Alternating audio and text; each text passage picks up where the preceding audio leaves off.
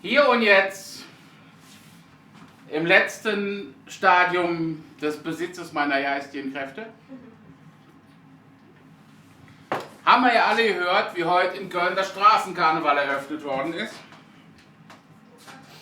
Und ich muss euch sagen, da sind wir dabei.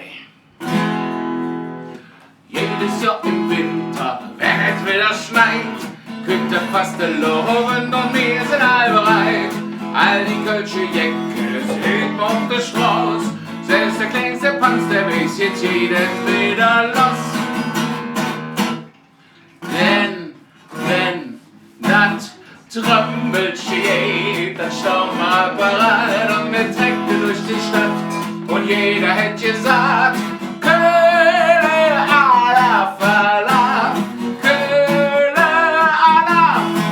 Denn wenn das Trommelchen geht, dann stehen wir bereit und wir trecken durch die Stadt und jeder hätte gesagt, Köhle ala Fala, Köhle ala.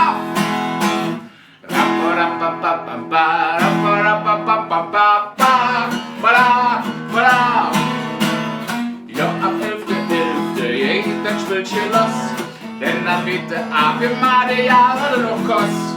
Drum mal geht noch Pfandhus und setzt das letzte Stück, denn der faste Laufen ist für sie das größte Glück. Denn wenn das Trommelchen geht, dann stehen wir bereit und wir trecken durch die Stadt und jeder hätte gesagt, Köhle ala Fala, Köhle ala.